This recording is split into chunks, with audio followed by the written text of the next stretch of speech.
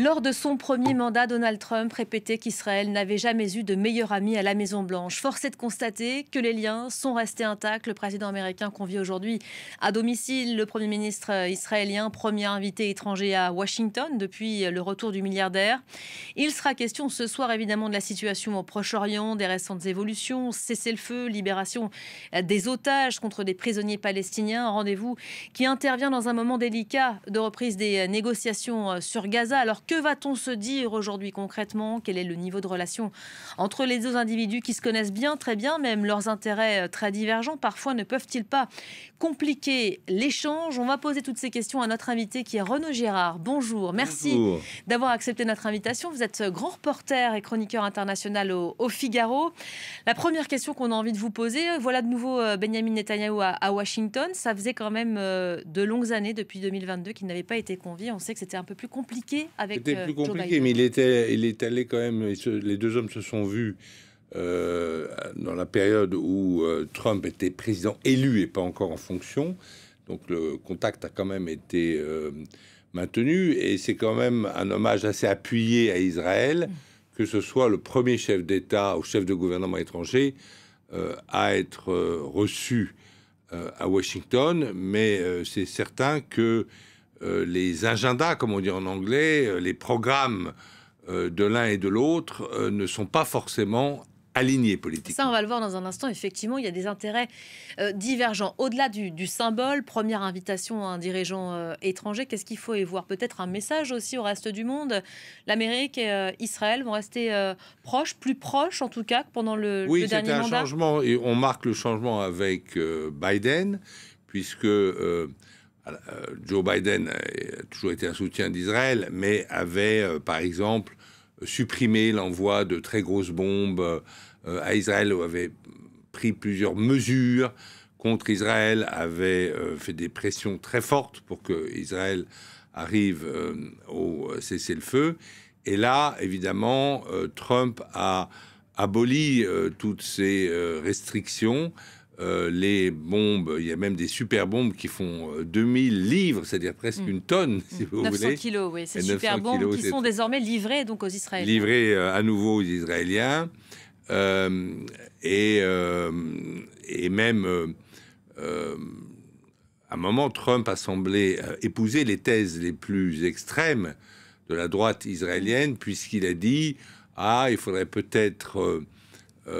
nettoyer entièrement Gaza, la reconstruire, mais entre-temps, provisoirement ou pas, exfiltrer ou chasser la population de Gaza de son territoire afin de reconstruire l'ensemble. » Mais évidemment, les Égyptiens et les Jordaniens, qui étaient les deux nations auxquelles Trump voulait demander d'accueillir ces réfugiés palestiniens, provisoirement, avait-il dit, n'ont pas accepté, et donc le plan est à l'arrêt pour l'instant. Il y a beaucoup de déclarations choc, en tout cas celles-ci, les toutes récentes, ont évidemment provoqué une vague d'indignation internationale. En même temps, Trump fait du Trump. Dans le texte, on y est habitué. Après, il faut voir concrètement ce qui va se passer sur le terrain, et puis aussi concrètement ce qui sera dit lors de ce tête-à-tête. Je vous propose de regarder en image tout de suite les différents points qui sont censés être abordés pendant ce rendez-vous. Explication signée Sophie Samaï. Regardez. Le symbole est fort, l'enjeu crucial. Pour sa première entrevue avec un dirigeant international depuis son investiture, Donald Trump rencontrera Benjamin Netanyahou. Au programme de cet échange, la seconde phase de l'accord de cessez-le-feu avec le Hamas, qui prévoit la libération de tous les otages israéliens en échange de centaines de prisonniers palestiniens et du retrait des troupes israéliennes de Gaza. Mais si Donald Trump se positionne comme un émissaire de la paix depuis sa réélection, il ne cesse d'envoyer des signaux contradictoires sur la perspective d'une fin définitive du conflit. Je n'ai aucune garantie que la paix va tenir. J'ai vu des gens brutalisés, personne n'a jamais rien vu de tel. Je n'ai aucune garantie que la paix va tenir. De son côté, le Premier ministre israélien se dit sous pression, alors qu'une partie de ses partenaires de la coalition gouvernementale a juré de quitter le gouvernement s'il ne reprend pas la guerre après la fin de la première phase de l'accord de cessez-le-feu. Leur départ augmenterait les risques d'élections anticipées, au cours desquelles Benjamin Netanyahou pourrait perdre son poste.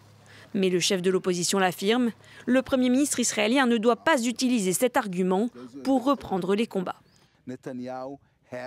Netanyahou dispose d'un filet de sécurité politique de la part de l'opposition pour l'accord à chaque étape.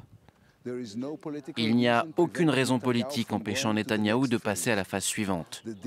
L'accord bénéficie du soutien écrasant du peuple israélien et de la Knesset d'Israël.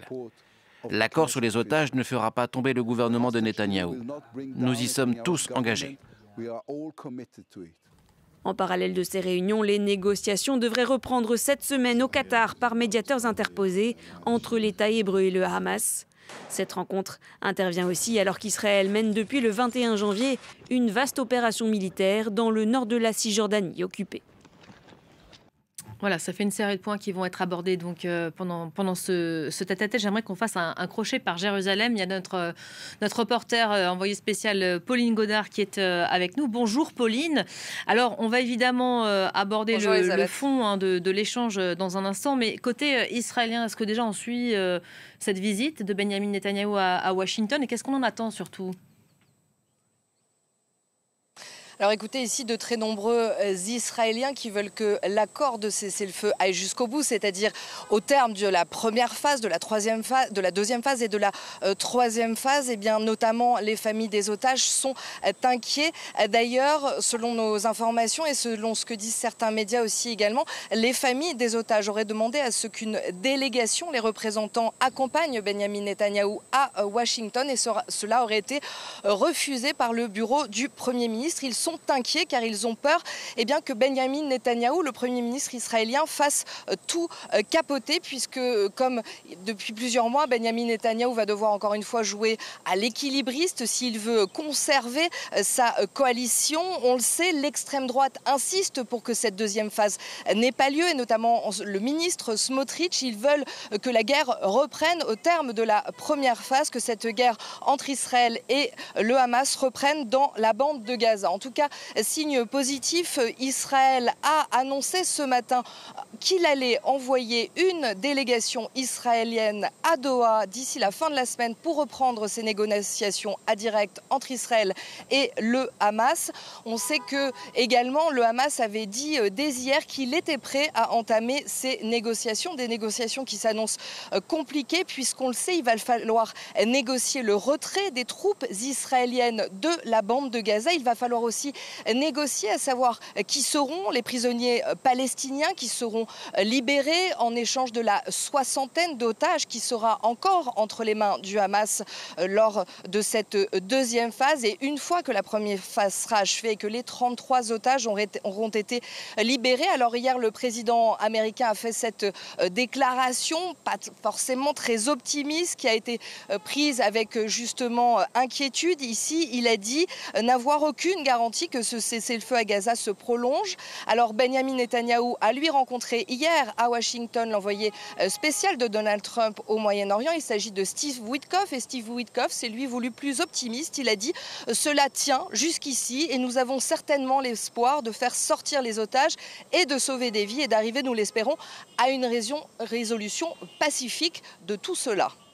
Merci beaucoup Pauline. Et oui, c'est vrai Renaud Girard, cette visite elle coïncide avec la reprise cette semaine des négociations par médiateur interposés entre Israël et le Hamas. On est sur la deuxième phase de négociation du cessez-le-feu. Le cessez-le-feu à Gaza qui doit rester quand même le thème majeur de cette entrevue. Le thème majeur, c'est-à-dire que, vous vous souvenez, c'était quand même les efforts de Trump et de son envoyé spécial, Witkoff, qui en fait avait débloqué la situation alors qu'il n'était pas encore en fonction et qui a poussé vraiment une pression très forte sur Netanyahou pour qu'il accepte ce cessez-le-feu.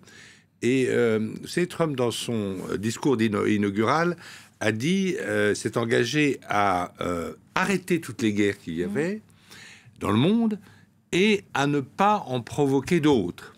Et c'est vrai que les États-Unis, depuis leur indépendance, ont peut-être fait 240 fois la guerre, si vous voulez. Donc, c'est quelque chose d'important. Il veut la paix, il veut donner une image de lui de faiseur de paix. Il a fait campagne là-dessus, sur cet argument. Lui, c'est la paix. Avec Biden, c'était la guerre. Je pense que, vous savez, il est entré en politique après avoir été il était un grand homme d'affaires, humilié par Obama lors d'un dîner avec des journalistes, un dîner en smoking assez connu à Washington. Et il a pris sa revanche. Il a été, comme Obama, président 2 fois maintenant. Et je pense qu'il veut le prix Nobel de la paix. Je pense qu'il veut faire la paix au Moyen-Orient. Obama n'y a pas réussi et c'est un challenge pour lui. C'est pour ça qu'il veut aller même plus loin. Il veut élargir les accords d'Abraham, c'est-à-dire avoir des relations diplomatiques entre Israël et l'Arabie saoudite. Il veut aller plus loin. Il veut être le faiseur de paix au Moyen-Orient, comme il voudra sans doute aussi essayer de faire la paix entre l'Ukraine et la Russie, mais sa priorité n'est pas l'Ukraine et la Russie pour le moment. Son envoyé spécial, Kellogg, n'est pas allé encore en Ukraine. En revanche, avec Steve Witkoff, sa priorité est d'essayer de faire la paix et de consolider donc ce cessez-le-feu, pour commencer, au Proche-Orient. Sauf qu'il a promis beaucoup. On l'a beaucoup entendu pendant la campagne et dans cet entre-deux, avant l'investiture, dire... Avec moi, la paix va arriver vite. On avait presque le sentiment que ça se jouait en un coup de fil ou deux. Et là, on voit quand même que le ton est en train de changer. Pauline nous le rappelait à l'instant. Il a déclaré hier n'avoir aucune garantie que ce cessez-le-feu tienne dans la durée. À l'entendre aujourd'hui, on a presque le sentiment que l'extrême droite israélienne qui pousse pour relancer la guerre et pour mettre fin donc à cette trêve, eh bien, va peut-être l'emporter. L'extrême droite israélienne essaye de mener effectivement le premier ministre de droite, Likoud, Netanyahou, par le bout du nez. Mais je ne pense pas que, d'abord, Netanyahou soit homme à se laisser faire. Il n'est pas coincé, Benyamin Netanyahou, aujourd'hui? Pardon? Il n'est pas coincé aujourd'hui, Benyamin Netanyahou. On sent quand même... l'extrême droite israélienne, les 2 ministres, il reste un, Smotrich, il peut partir, mais il va où après? Il va sur Mars? Où est-ce qu'il fait de la politique? Il est exclu pendant 15 ou 20 ans du gouvernement. C'est fini pour lui, il est d'extrême droite. Et donc là, il est au gouvernement quand même, il arrive à faire passer quelques idées. Et donc, je ne suis pas du tout sûr. En tout cas, je suis sûr que Netanyahou ne va pas se laisser faire, ne va pas se laisser intimider. L'extrême droite ne va pas être capable d'exercer un chantage sur Netanyahou, d'autant plus que le centre à la Knesset, Yair Lapid, a dit publiquement « Si l'extrême droite vous lâche, nous, on vous soutiendra sur le plan de paix et sur le cessez-le-feu. Donc, votre gouvernement, M. Netanyahou, ne tombera pas. » Et ça, c'est très important. Mais alors, le problème politique qu'on a, majeur, si vous voulez, c'est que Netanyahou, il me l'a répété quand je l'ai vu en tête-à-tête en octobre dernier, ne veut pas d'un État palestinien. Parce qu'il dit qui me donnera la garantie que cet État, une fois qu'il aura été constitué, ne m'attaquera pas, moi, Israël. Alors que le monde entier, et c'est encore la position officielle américaine en tout cas, considère que la résolution de la crise israélo-palestinienne, c'est la création d'un État palestinien vivant en paix à côté d'un État israélien. Et les Saoudiens ont dit, nous, on veut bien reconnaître diplomatiquement Israël comme les Émirats, comme les d'autres pays arabes, comme le Maroc, mais pour cela, il nous faut clairement un accord, ou en tout cas une roadmap, une voie, une route vers un accord politique israélo-palestinien qui va créer ce fameux État.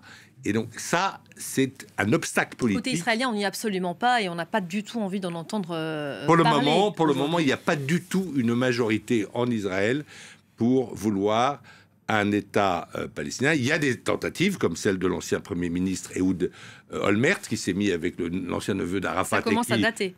Oui, enfin, lui, il a fait des propositions en 2009, c'est vrai, qui étaient très généreuses et que les Palestiniens ont eu le tort de ne pas accepter. Mais ce Ehud Olmert, je l'ai vu récemment, a relancé un plan de paix en associant l'ancien ministre des Affaires étrangères de Palestine, neveu de Yasser Arafat. Donc il y a des propositions en Israël pour avoir une paix via la constitution de 2 États. Mais ces solutions ne sont pas majoritaires, n'ont pas de soutien majoritaire en Israël, alors que ces solutions en avaient un lors de Rabin, lors des accords d'Oslo de 1993. Vous évoquez à l'instant les récents propos polémiques de Donald Trump sur la bande de Gaza. Au-delà de la deuxième phase de cessez-le-feu, la question de la redéfinition de la carte régionale doit être abordée. D'ailleurs, Benjamin Netanyahou a dit travailler étroitement avec le président américain qu'il serait possible de redessiner encore davantage la carte de la région. Qu'est-ce qu'il faut entendre là-dedans et quels sont les désirs des uns et des autres, en tout cas les désirs américains aujourd'hui? Le désir américain, c'est pas de s'appliquer vraiment dans le dessin des cartes. C'est aujourd'hui d'avoir la paix dans une région pétrolière, d'avoir la paix pour le business. Trump, c'est un homme qui aime le commerce, qui aime les affaires. Et pour faire des affaires, il faut la paix. C'est pas un belliciste, c'est un homme qui n'aime pas la guerre. Hein. Vous vous souvenez, lorsque... La guerre n'est pas bonne pour les affaires, on a bien compris. Oui. Ah non, il n'aime pas la guerre. Il n'est pas belliciste, c'est-à-dire qu'il n'a pas approuvé l'invasion de l'Irak en 2003 par les néoconservateurs, par George W. Bush, alors que tous les démocrates et les républicains s'étaient ralliés à cette invasion de l'Irak, qui était évidemment catastrophique, des résultats catastrophiques, une situation de chaos qui n'est toujours pas résolue d'ailleurs. Mais Trump, alors il ne faisait pas vraiment de la politique encore à cette époque, mais il a toujours été très réservé pour cela. C'est-à-dire que lui, Trump, considère que les pays sont indépendants et qu'il ne faut pas vouloir, au nom de la justice ou de la démocratie, faire la guerre pour leur imposer un système différent comme la démocratie à l'américaine. Donc c'est pas un belliciste, il n'aime pas la guerre. Alors, arrivera-t-il pour autant à faire la paix? C'est, je crois, ce qu'il est en train de tenter. On se souvient qu'Obama, dans le premier jour de son mandat, c'est la première chose qu'il avait faite, il avait appelé le dirigeant palestinien Mahmoud Abbas. La première chose, c'était le 21 janvier 2009, Obama commence son téléphone. Et il a dit, à l'époque, Obama, je vais faire la paix au Proche-Orient en un an. Il avait été ensuite au Caire, vous vous souvenez, il avait fait le fameux discours du Caire, etc. Ça n'a pas marché. Je pense que le défi que s'est donné Trump, on ne sait pas du tout encore si ça peut marcher, le défi qui s'est donné, c'est précisément d'y arriver. Alors, il y a une méthode très particulière qu'on a vue aussi avec les droits de douane, c'est-à-dire qu'il bouscule tout dans la pièce, puis après, il peut se retirer, par exemple. On ne comprend pas toujours, d'ailleurs, les jeux qui sont faits. Là, vous parlez des droits de douane, sur le Canada, on est encore en train de s'interroger, là. Il a une attitude très hostile au Canada et au Mexique, en disant... 25% de droits de douane en plus et après, sur les importations. Coup de téléphone avec le Premier ministre du Canada et la présidente du Mexique, et c'est réglé, ils ont fait un deal. Enfin, c'est réglé pour 30 jours. Hein. Il y a un sursis accordé de 30 jours. On voit qu'il y a un jeu quand même. Il y a un jeu, il y a un jeu. Et là, c'était effectivement le jeu qui a été essayé sur Gaza, en disant on va nettoyer Gaza et ensuite, mais les gens vont devoir partir pour revenir éventuellement après. Ça n'a pas marché après l'opposition de l'Égypte et de la Jordanie, mais on continue, si vous voulez. Voilà, c'est ça la méthode Trump. Est-ce que ça va marcher? Sauf que... Ça a marché sur le cessez-le-feu quand même. On n'avait pas de cessez-le-feu depuis 15 mois. Alors, les gens ont arrêté de se tuer à Gaza. Un cessez-le-feu tout relatif, parce qu'on va peut-être élargir. On parle de Gaza, mais il y a aussi la Cisjordanie occupée. À peine le cessez-le-feu employé et annoncé à Gaza que la Cisjordanie occupée était frappée. Une opération donc massive, lancée sur Jenin d'abord, et qui s'est étendue. Hier, on a découvert sur ces écrans le reportage de Pauline Godard et de Mark Owen, qui a été réalisé dans un camp de Cisjordanie occupée, rebaptisé la Petite Gaza. Pauline, je crois que vous êtes encore avec nous. Quelle est la situation sur place? Je crois que les dernières dépêches nous faisaient part de 2 soldats israéliens tués aujourd'hui au combat. Il y a encore de vifs échanges dans la zone. Oui, tout à fait. Ce que vous évoquiez concernant le camp de réfugiés de Jenin, en effet, cette opération militaire israélienne dans le nord de la Cisjordanie occupée s'est étendue maintenant depuis plusieurs jours également dans le camp de Toul-Karem, sachant que l'opération est en cours toujours à Jenin. Le ministère de la Santé palestinien a annoncé hier qu'au moins 70 Palestiniens avaient été tués depuis le début d'année. Quant à l'armée israélienne, elle annonce qu'elle a tué, je cite, 50 terroristes. Alors nous sommes en effet rendus avec Raïd Abouzaïdeh Saleh et Mark Cohen dans le camp de Tulkarem. Et on a pu constater, alors vous imaginez bien, hein, la situation est extrêmement tendue, la zone est dangereuse. Hussein était à nos côtés pendant tout notre reportage. C'est un habitant du camp de Tulkarem et il a dû fuir ce camp. Il a été forcé de fuir ce camp par les forces israéliennes. Et quand il était avec nous, eh bien, il avait peur d'avancer à certains endroits, de marcher. On entendait le bruit incessant des drones au-dessus de nos têtes. Et ce que nous ont répété les différents habitants avec qui on a pu discuter, notamment Majdi ou que ce soit la sœur d'Hussein également, ils nous ont tous dit la même chose. Avant, on était habitués à ce que les forces israéliennes fassent des incursions dans le camp de Tulkarem, mais les forces israéliennes rentraient chez nous, elles cassaient tout, elles nous violentaient, mais après, elles s'en allaient. Mais aujourd'hui, les choses sont différentes, elles rentrent, la violence, c'est encore pire, et elles nous disent surtout, vous partez, vous ne pouvez plus rester. Si vous restez chez vous, eh bien, ce sera la mort. Et ça, c'est vraiment... En tout cas, encore une fois, tout ce que ont pu nous dire les habitants avec qui nous avons pu discuter. Et il est vrai que quand vous vous promenez dans les rues de Tulkarem, vous voyez que tous les habitants se terrent chez eux. Les rues sont vides. On a pu voir également l'entrée du camp de Tulkarem où les bulldozers israéliens sont passés par là. On a vu la terre retourner. On a pu se rendre un peu en hauteur pour pouvoir tourner quelques images de ces bulldozers qui rentraient en pleine action. Et c'est vrai que plus on avance dans les jours, plus on voit que l'armée israélienne étend cette opération dans le nord de la Cisjordanie occupée. Merci beaucoup Pauline Godard en direct donc de Jérusalem avec notre équipe donc déployée sur le terrain. L'autre réalité, c'est ça aussi, un cessez-le-feu observé pour un temps déterminé, et on le dit, précaire et assez fragile. On ne sait pas quelle sera la suite, ça va être discuté aujourd'hui à Washington, et dans le même temps on a le sentiment que les Israéliens redoublent d'intensité du côté de la Cisjordanie. Ce qui est très intéressant dans ce qu'avait dit votre correspondante, c'est que visiblement il y a une politique d'intimidation. Il y avait une politique de pacification. Tulkarem, on parle du camp de réfugiés de Tulkarem, c'est une ville maintenant, parce que c'est un camp de réfugiés de 1948, vous voyez, de la guerre d'indépendance. Donc c'est en fait une ville, ça fonctionne comme une ville palestinienne. Elle est très proche de l'aéroport Ben Gourion, c'est vraiment l'avancée maximum de la terre palestinienne en Israël. Et là, ce qui était important, c'est que visiblement, il y a une nouvelle politique. C'est plus seulement de la pacification, c'est aussi de l'intimidation. On va chez les gens.